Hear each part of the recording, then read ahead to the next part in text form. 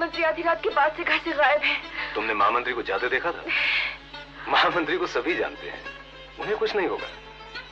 तुम अभी घर जाओ, मैं कल सुबह। नहीं मिलन, तब तक बहुत देर हो जाएगी। मैं चढ़क यहाँ जा रही थी, किंतु मार्ग में प्रहरियों को देखकर डरकर लौट आई हूँ।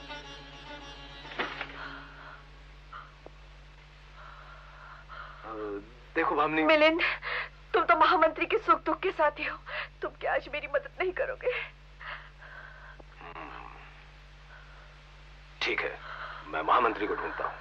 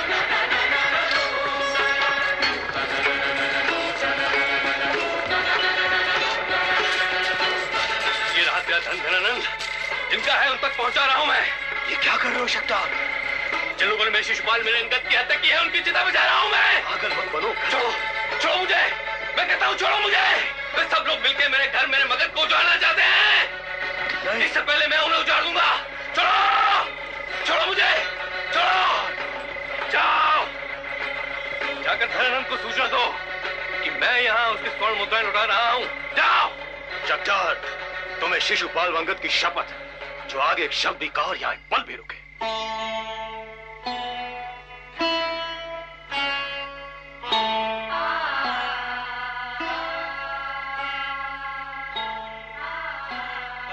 जाओ घर जाओ, भामिनी तुम्हारी प्रतीक्षा कर रही है। पाँव फटने से पहले मैं तुम्हारे घर आऊंगा। जाओ।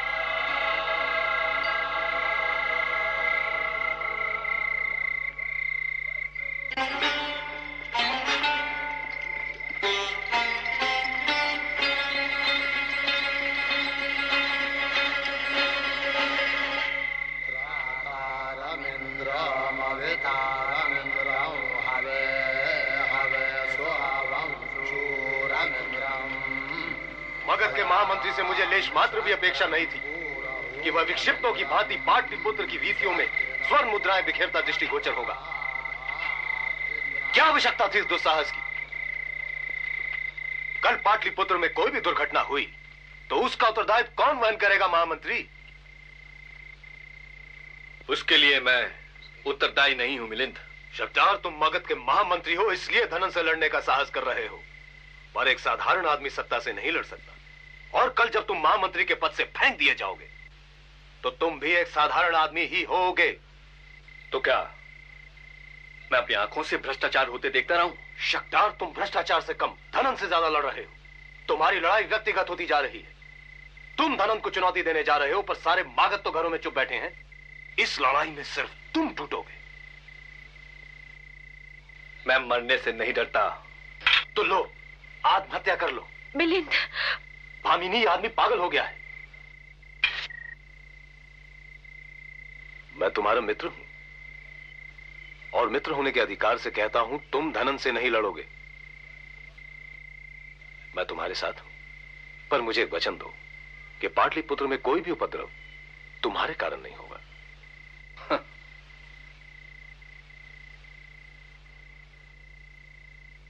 तो मैं जाऊं?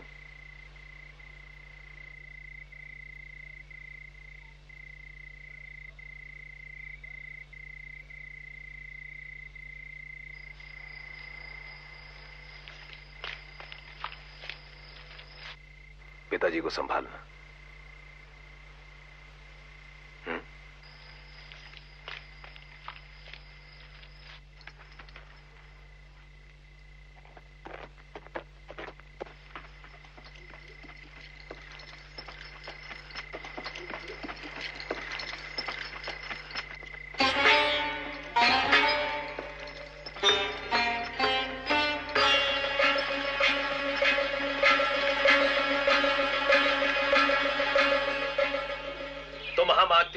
महाराज धनानंद महामंत्री शक्तार के संबंध में क्या विचार कर रहे हैं?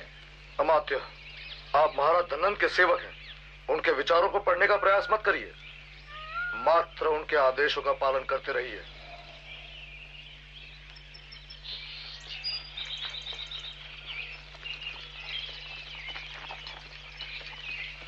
प्रणाम महामात्य। महामात्य पौर मिलिंद अपने परम मित्र शक्तार के घर से आज प्रातः काल निकलते हुए देखे गए हैं। परम मित्र ही या परम शत्रु होगा। लोकालजयी पौर मिलिंद को अपनी मित्रता का निर्वाह करने का आदेश दे दो।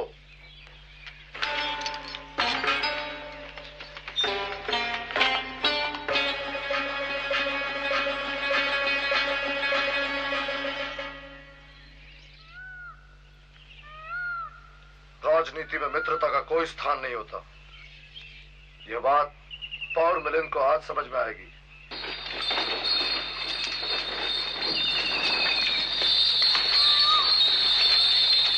पौर मिलिंद,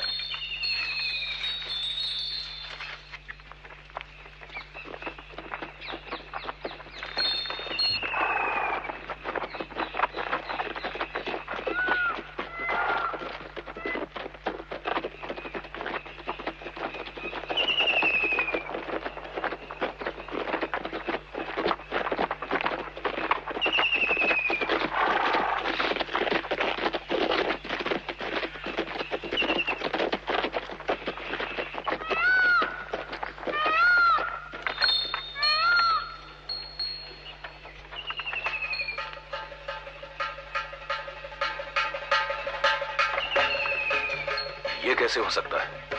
शक्तार मेरा मित्र है। पौर मिलिंद, ये आदेश तुम तक पहुंचाना मेरा काम था। इसका पालन करना ना करना तुम्हारी इच्छा पर निर्भर करता है।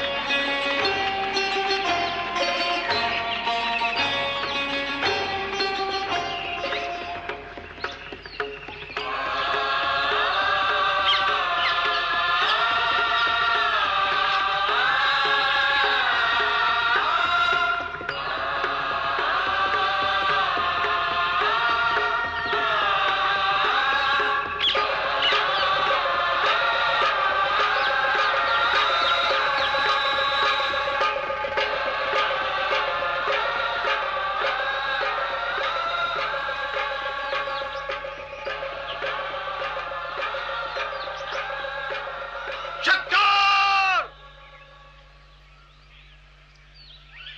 शक्कर! मिलिंद, तू भीतर क्यों नहीं आ रहा?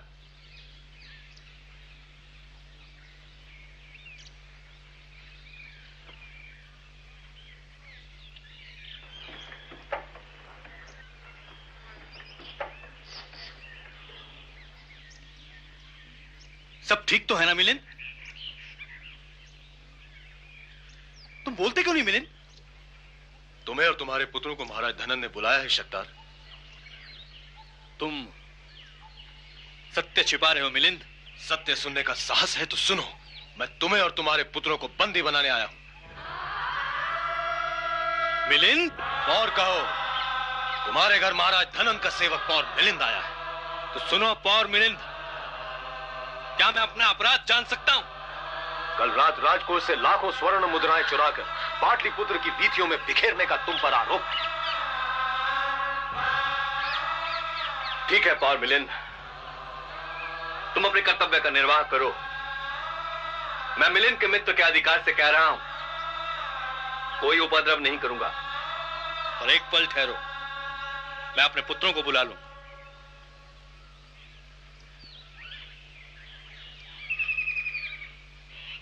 क्या बात है पिताजी?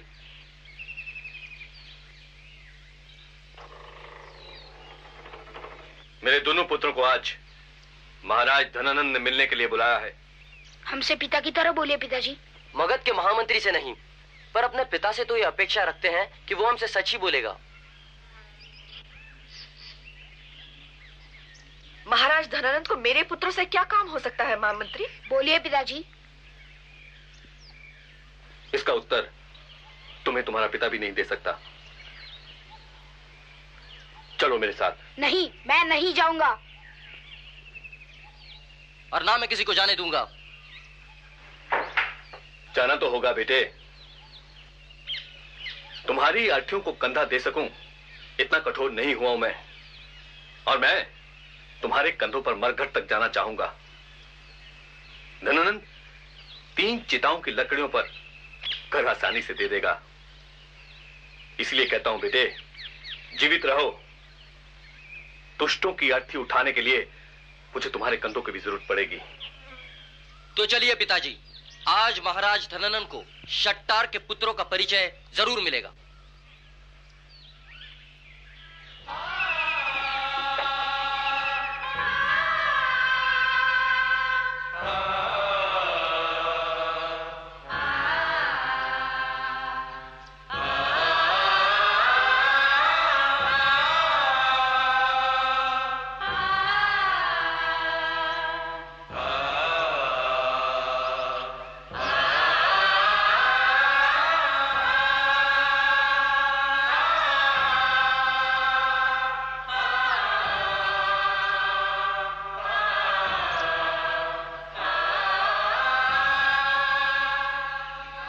अपने अश्व पर ही आएंगे महामंत्री।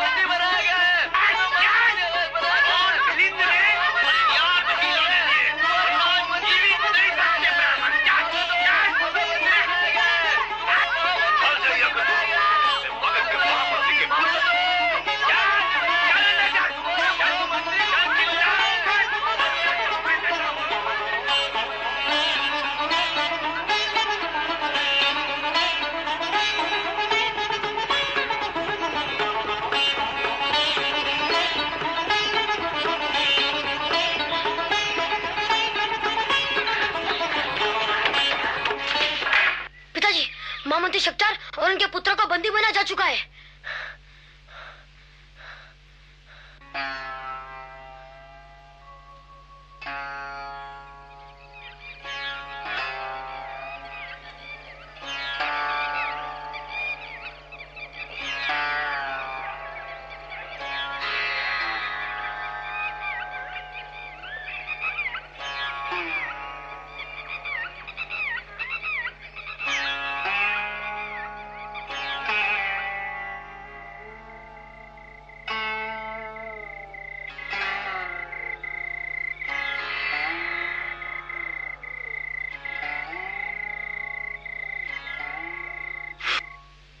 शास्त्रों ने कहा राजा ईश्वर का रूप है।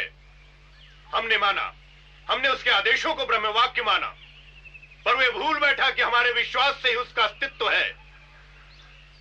उसने वचन दिया था कि वह हमारे योगक्षेम का वहन करेगा, पर उसने विश्वासघात किया।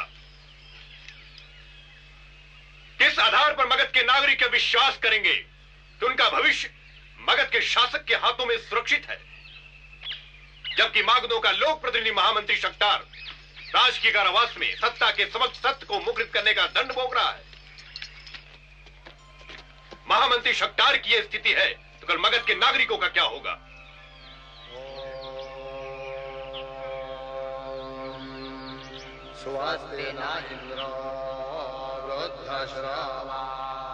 चारों वेदों, न्याय व धर्मशास्त्र के ज्ञाता व तीनों आश्रमों के प्रतिनिधियों से बनी इस परिषद से मेरी प्रार्थना है कि परिषद गली गली घूमकर नगर के मार्ग अवरुद्ध कर महाराज धननंद के विरुद्ध गलत प्रचार कर रहे आचार्य चणक को रोके।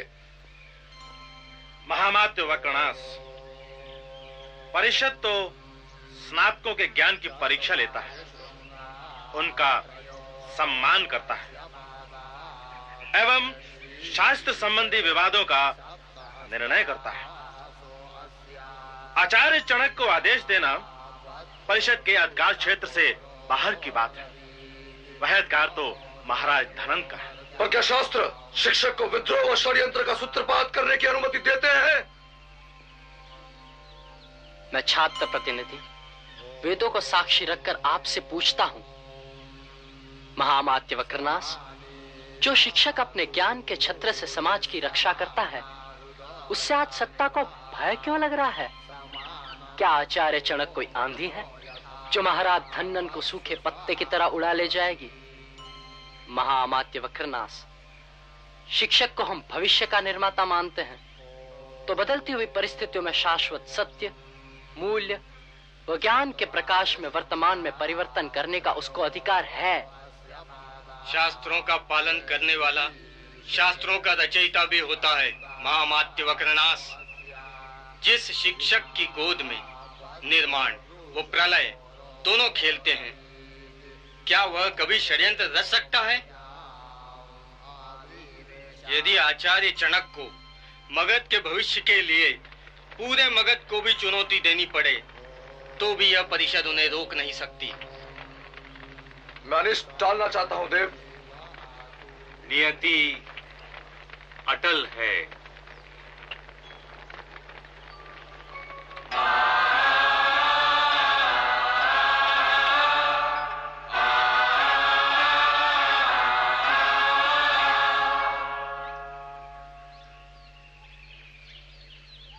मैं मगध का एक शिक्षक पाटलिपुत्र की वीथियों में विद्रोह करने के लिए नहीं खड़ा हुआ हूं, पर सत्य के स्वर को संबल प्रदान करने के लिए मागधों को पुकार रहा हूं, ताकि मगध के नागरिक मगध के मंत्री परिषद से यह पूछे कि महामंत्री शक्तार को बंदी क्यों बनाया गया।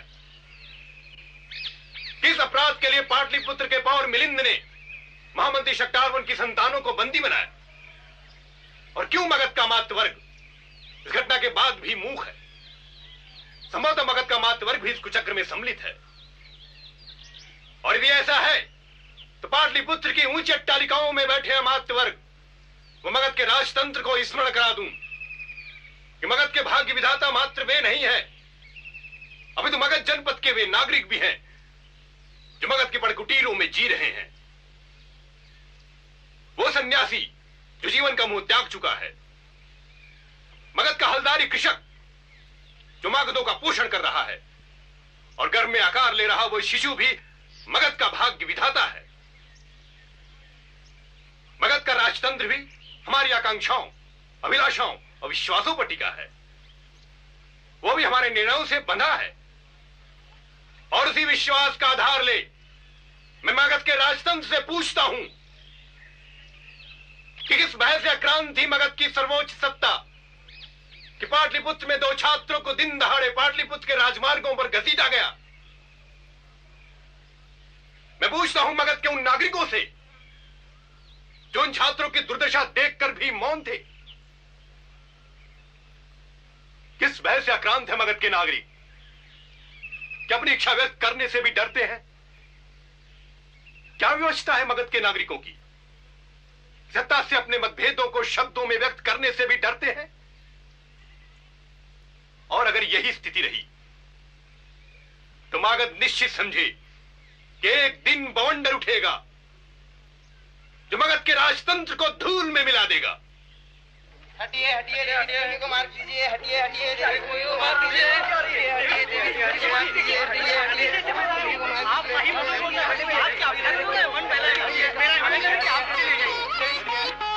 देवी सुमुखी यहाँ देखिए, आपकी सुंदरता में और शोभा बढ़ा सके ऐसे पांडे देश के राज समुद्र के मोती, विदर्भ कलिंग से लाए गए हीरे। देवी सुमुखी मात्र इन्हें एक बार छू कर देखें, देवी का मन मोहित हो जाएगा। मेरे निवास तक पहुंचा देना। जैसी आज्ञा देवी। देवी सुमुखी, यह शुभ देखिए, श्रावस्ती से मैं इसे लाया हूँ। आप सही मधुर बोलता है, आपके अभ्यागतों का यह मन बहलाएगा। मेरा निवेदन है कि आप इसे ले जाइए, मूल्य मात्र 3 पण है। मेरे सेवक से मूल्य ले लेना। जैसी आज्ञा देवी की।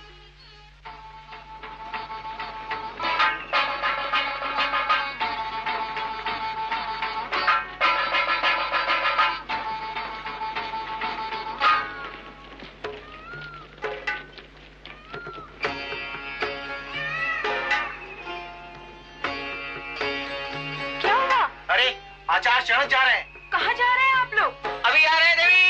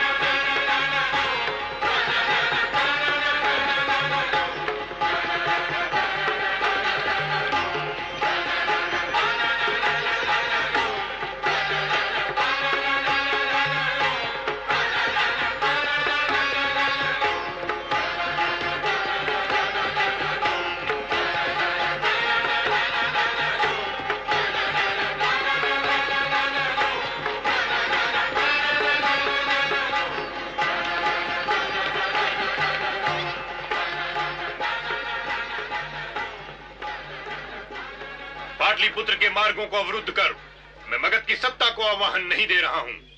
मेरा संघर्ष शोषण के विरुद्ध है। शोषण के विरुद्ध जनमत जागृत करने के लिए मागधों का सत्य से साक्षात्कार कराने का प्रयास यदि मेरा अपराध कहा जा सकता है तो मगध के हित में मैं अपराध करने का दुस्साहस कर रहा हूं। कल दोपहर को महामंत्री शक्टार व उनकी संतानों को बंदी बनाया गया और पाटलिपुत्र के नागरिक यह न्याय देख रहे थे। क्या अपराध था महामंत्री शक्टार का कि उन्हें बंदी बनाया गया? क्या अपराध था महामंत्री शक्टार व उनकी संतानों का कि उन्हें कारावास में झोंक दिया गया? है कोई मागध यहां जो धन्नन से शक्टार के बारे में पूछने का साहस कर सकता है? अगर यही वर्तमान है मगध का तो मगध का भविष्य क्या होगा? कब तक हम सहेंगे धननंद के अत्याचार? या अत्याचार का प्रतिकार करने की हम में शक्ति नहीं रही।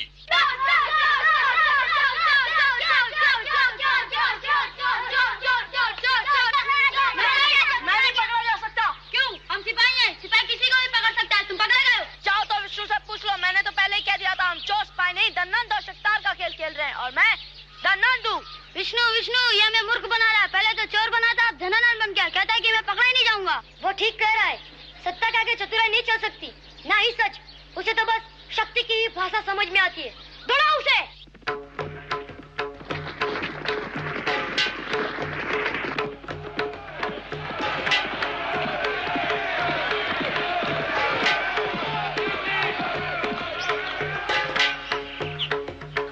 विष्णु विष्णु विष्णु विष्णु विष्णु विष्णु पंडित में तुम्हारे पिता हमारा धनन आमने सामने खड़े हैं।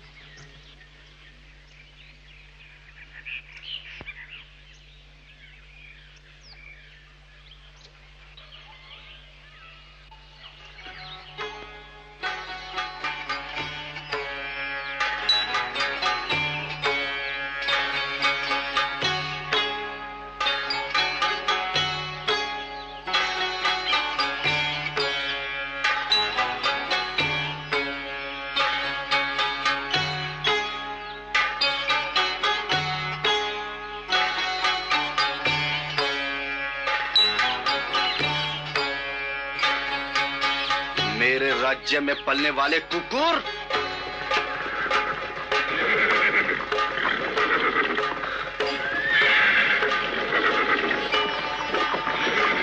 इसको भी इसके मित्र शक्तार के पास पहुंचा दो।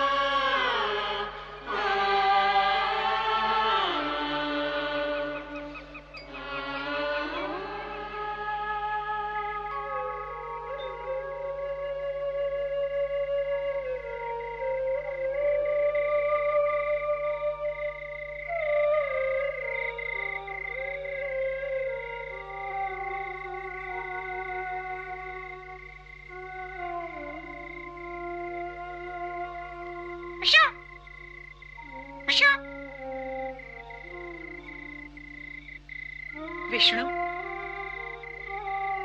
विष्णु विष्णु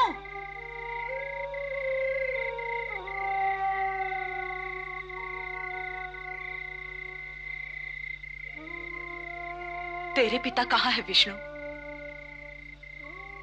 मैं तुझसे पूछ रही हूँ, तेरे पिता कहाँ है विष्णु? तू बोलता क्यों नहीं? पागल हो गया है क्या? तू बोलता क्यों नहीं? अगर तुझे चणक की पत्नी होने का गर्व है और मेरी माँ होने का अभिमान, तो यह प्रश्न कभी मत पूछना। माँ, यदि तुझे अपने पति के मरने का शौक मनाना है तो मना ले, पर मैं आंसू बहाकर अपने पिता के पुण्यों को नहीं दूंगा। सुन, तेरे पति को धननंद के सिपाही उठा ले गए। मुझे तुझ पर विश्वास नहीं हो रहा है विष्णु। सत्य बड़ा कठोर होता है माँ।